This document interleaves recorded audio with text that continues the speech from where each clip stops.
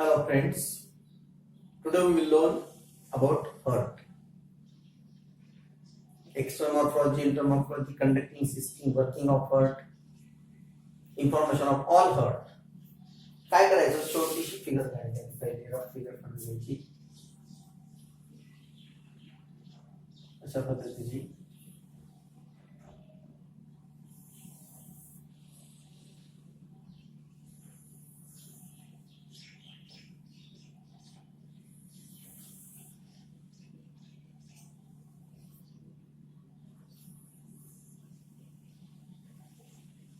माहिती घेण्यासाठी व्यवस्थित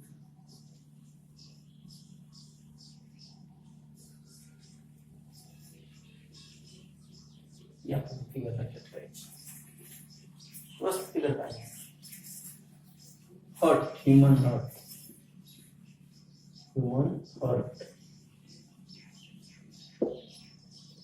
मेसोडर्मल ओरिजिन इकडे असते रचना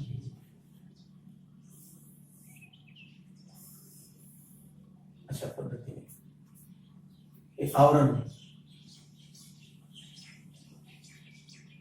हर्टचं आवरण sac like structure. Heart is covered by sac like or bag like structure is called pericardium. It's called pericardium. Pericardium मध्ये दोन प्रकार आहेत फायब्रस पेरिकार्डियम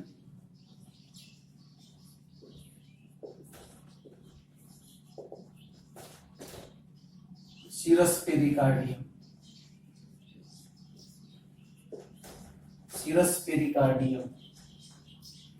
मुख्य पेरिकार्डियम पूर्ण जर दोन प्रकार आहेत fibrous pericardium outer inner serous pericardium आणि सीरस मध्ये पुन्हा दोन लेयर आहेत सीरस मध्ये सुद्धा दोन लेयर आहेत outer layer is called parietal layer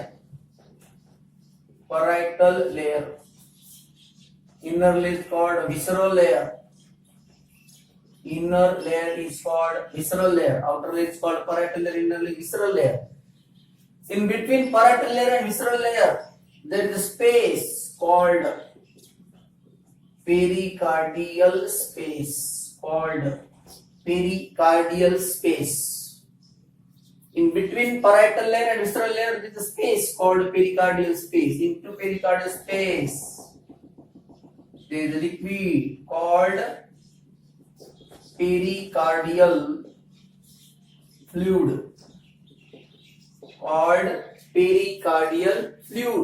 काय लक्षात हर्टचं मुख्य बॅग लाईक स्ट्रक्चर जे आवरण आहे त्याला आपण पेरिकार्डियम म्हणतो पेरिकार्डियम मध्ये दोन लेयर आहेत फायब्रस पेरिकार्डियम आणि serous pericardium fibrous pericardium factor in condition आहे सीरस पेरिकार्डियम थोडं सॉफ्ट इन कंडिशन आहे सीरस पेरिकार्डियम चे पुन्हा दोन लेयर आहेत outer layer is called parietal layer inner layer is called visceral layer and in between parietal layer and visceral layer there is a space called pericardial space in that pericardial space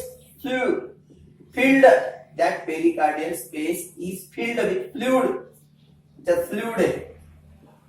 that fluid is called pericardial fluid that's हृदयाला moist in condition ठेवतो त्याचं mechanical injury maintain करतं एक shock ऍब्झॉर्बर करतं friction होऊ देत नाही लेस friction करतं असे एवढं लक्षात राहील तुमच्या आता हे झालं कवरी आता human heart has three walls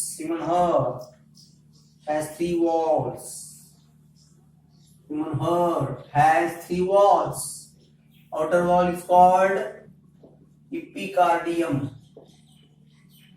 middle wall is called myocardium and inner wall is called endocardium epicardium myocardium endocardium epicardium and endocardium are protective in function and myocardium is made up of cardiac muscle and it is responsible for contraction and relaxation हे तीन wall आहेत भित्तिका आवरण हृदयाचे त्या अशा rough फिगरून लक्षात ठेवायचं आपण म्हणजे चुकत नाही काय लक्षात इपिकार्डियम मायोकार्डियम एंडोकार्डियम हे तीन वॉल आहेत त्याला पुढे असे हे 3 वॉल वरचं आवरण हे लक्षात राहत चुकत नाही काहीच. आणि त्यानंतर तुमच्या हृदयाचे 4 कप्पे 1 2 3 4 upper chamber lower chamber. These are called upper chambers. Upper chambers.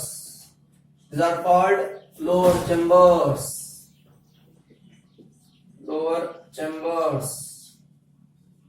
वरचे कप्पे खालचे कप्पे. Upper chambers are called atria. Lower chambers are called ventricles. Atria are 2. Right atrium, left atrium. Right ventricle, left ventricle. Atria are separated by, 2 atria are separated by interatricular septum. Right atrium and left atrium are separated by interatricular septum. Lower chambers are ventricle. Ventricles are divided into 2 parts, right ventricle and left ventricle. And that ventricles are separated by interventricular septum. Interventricular septum. And आता हे कळलं का Atria 2 separate कुणी केले? इंटरअट्रिक्युलर septum. या ठिकाणी एक oval depression असतो. Oval depression. That oval depression is called fossa ovalis. Is called fossa ovalis. That oval depression is called fossa ovalis. Right atrium and left atrium separated by interatricular septum. Right ventricle and left ventricle are separated by interventricular septum. आणि वरचे atrium खालचे ventricle दोन्हीला separate करणं हा मधला भाग आहे. याला म्हणायचे inter atrioventricular septum. atrioventricular aperture म्हणायचं. काय म्हणायचं? atrioventricular aperture इथे छिद्रे बघा या ठिकाणी असं नीट काढलं आपण समजा व्यवस्थित आहे. लक्ष दिले असं एक छिद्र आहे. इथे काय तपकडी, इथे काय तपकडी, त्याला आपण कस्पिड म्हणतो. मग हे atria and ventricles are separated by atrioventricular aperture. हे लक्षात ठेवायचं. atrioventricular aperture. Right atrium and right ventricle are separated by atrioventricular aperture and left atrium and left ventricle are separated by atrioventricular aperture. And right atrium and left ventricle are guarded by a wall. That wall is called 1 2 3. किती cuspid आहेत? 3. इथे किती ते 1 2. हे 3 cuspid आहेत. काय म्हणायचं तिला? Try cuspid valve. काय म्हणायचं? Try cuspid valve. इकडे कोणती किती आहे? 2. म्हणून हे म्हणायचं बाय कस्पिड व्हॉल और मिट्रल व्हॉल. पक्का लक्षात ठेवा. खूप अभ्यास होतो त्याच्यावर तुमचा फुल एकदम. ट्राय कस्पिड व्हॉल आणि बाय कस्पिड व्हॉल किंवा मिट्रल व्हॉल. त्या दोन्हीकडे 2 आहेत. राईट साइडला आहे बाय कस्पिड व्हॉल, लेफ्ट साइडला बाय राईट साइडला राईट कस्पिड व्हॉल, लेफ्ट साइडला बाय कस्पिड व्हॉल. हे पक्का लक्षात ठेवा. हे 3 cuspid. 3 there are 3 flaps.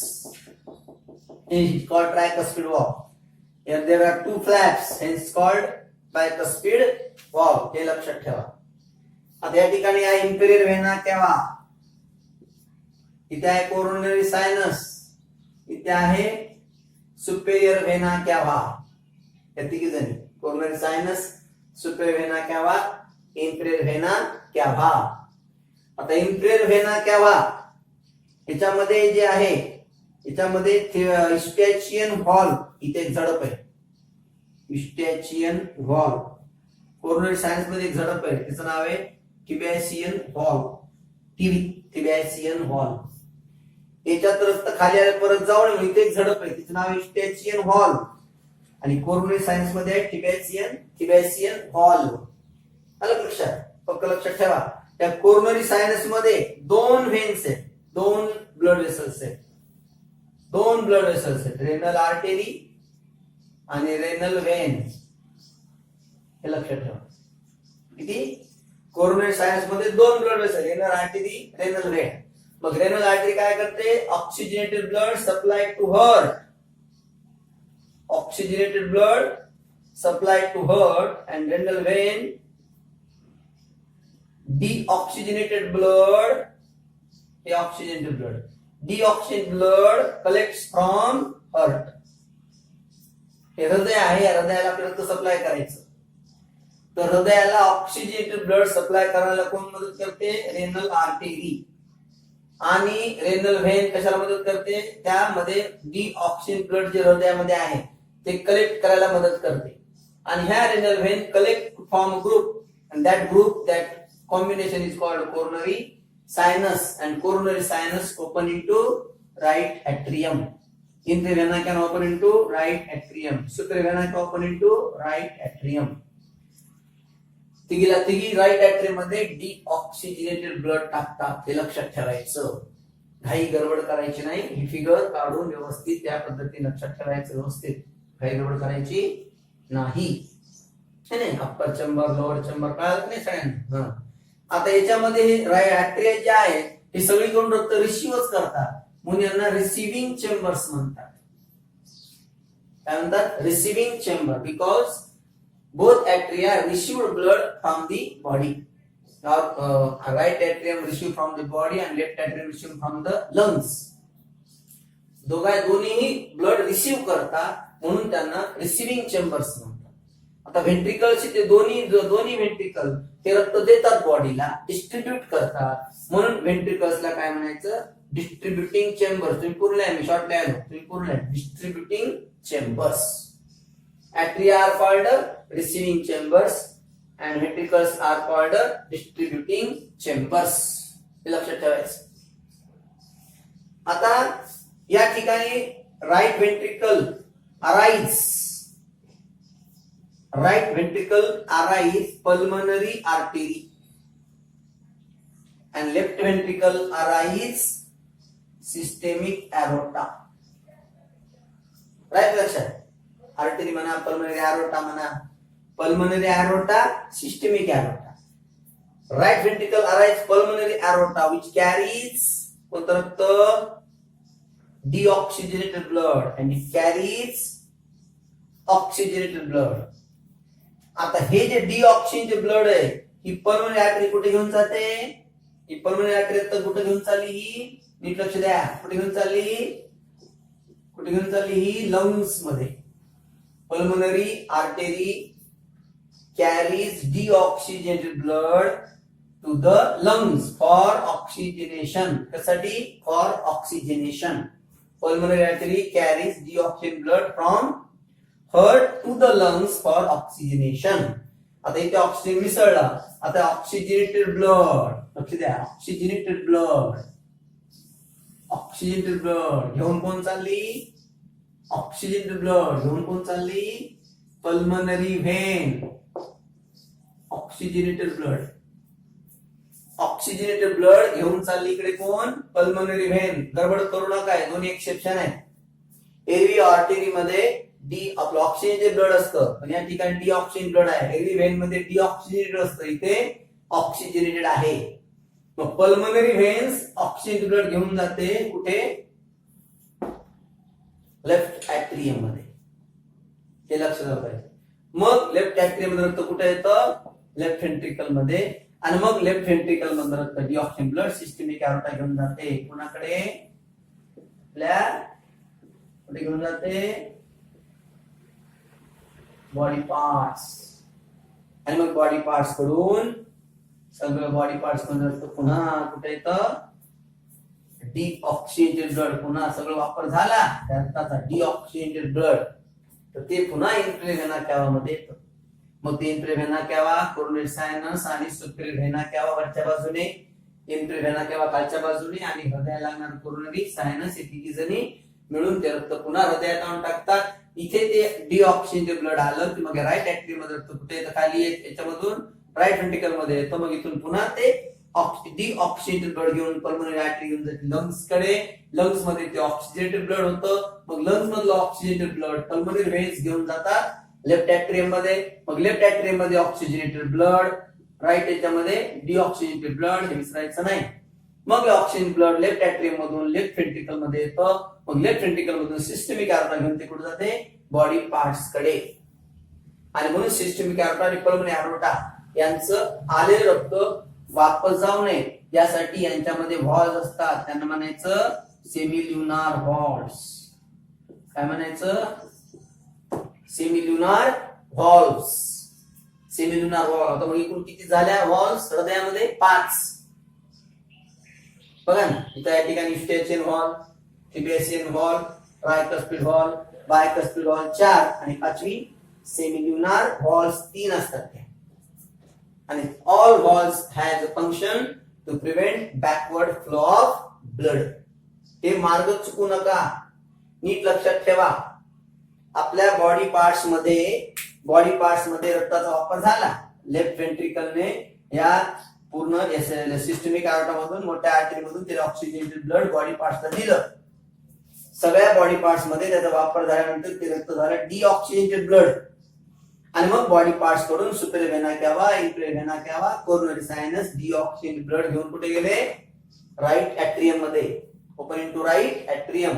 Right atrium मध्ये डिऑक्सिजन ब्लड आल्यानंतर राईट ऍट्रियम मधून ते ऍट्रिओव्हेंट्रिक्युलर अपार्चर येते छिद्र आहे. ऍट्रिओव्हेंट्रिक्युलर अपार्चर मधून कुठे आलं? राईट व्हेंट्रिकल मध्ये. आणि ते रक्त व्यवस्थित यावं, एका दिशेनं यावं, डायरेक्शनल यावं, आणि रक्त परत जाऊ नये वापस, म्हणून या ठिकाणी एक व्हॉल्व आहे.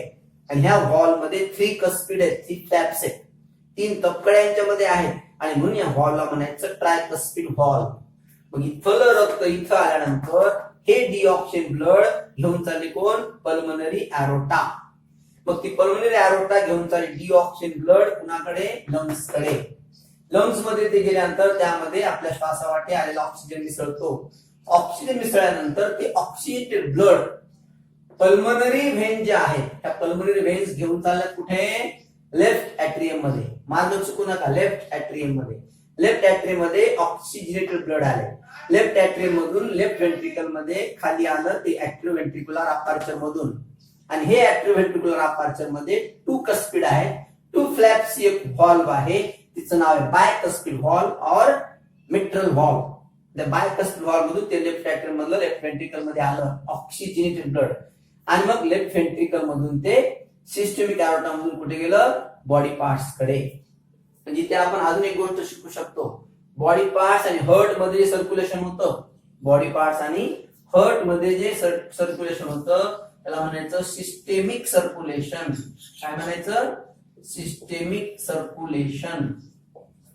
आणि हर्ट आणि लंग्स मध्ये सर्क्युलेशन होतं, त्याच्यामध्ये सर्क्युलेशन होतं त्याला म्हणायचं पल्मनरी सर्क्युलेशन. काय म्हणायचं? Pulmonary circulation. Hence, the circulation which blood passes twice through the heart. हे रक्त हृदयामधून 2दा जातं, म्हणून याला आपण ह्युमन हार्टच्या सर्क्युलेशनला म्हणतो डबल सर्क्युलेशन. काय म्हणतो? Double circulation. The circulation which is present in between body parts and heart, किंवा body organs and heart is called systemic circulation. And the circulation which is present in between lungs and heart is called pulmonary circulation. That's why this blood passes through the heart twice.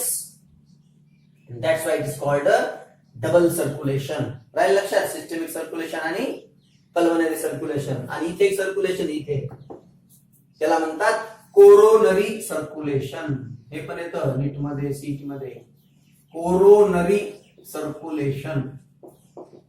लक्ष द्या, coronary circulation कशाला म्हणायचं? Renal आपल्या याच्यामध्ये जे आहेत ना, coronary artery आणि कोरोनरी व्हेन. म्हणजे कोरोनरी आर्टरी आणि कोरोनरी व्हेन. कोरोनरी आर्टरी आणि coronary vein. Coronary artery supply oxygen blood to the heart and coronary vein collects deoxygenated blood from the heart, and that coronary artery and coronary vein, that here is coronary artery and coronary vein. He artery, coronary artery काय करायची? हृदयाला रक्त supply करायला oxygenated. आणि coronary व्हेन्स काय करायला? Collect blood करायला हृदयाकडून deoxygenated blood collect करायला आणि त्याचा ग्रुप करून कोरोनरी सायनस बनायली. आणि मग कोरोनरी सायनस ओपन कुठून राहिली? राईट ऍट्रियम मध्ये. आणि म्हणून याला एका छोटं नाव दिले आपण कोरोनरी सर्क्युलेशन. असं लक्षात ठेवायचं. तर डबल सर्क्युलेशन तुम्हाला लक्षात आले, परमनंट सर्क्युलेशन आणि सिस्टमिक सर्क्युलेशन. परंतु या ठिकाणी असंही सर्क्युलेशन आहे. अजून एक बरंच काही जेव्हा शिकता येते आपल्याला. काय? आता राईट ऍट्रियम लेफ्ट ऍट्रियम मधलं दोन्ही मधलं रक्त जेव्हा खाली येते, इथं वरून खाली पडतं, इथं खाली येताना लागतं 0.1 सेकंद वेळ. इथून जेव्हा हे बाहेर जातं तेव्हा बाहेर जाताना त्याला लागतो 0.3 सेकंद वेळ.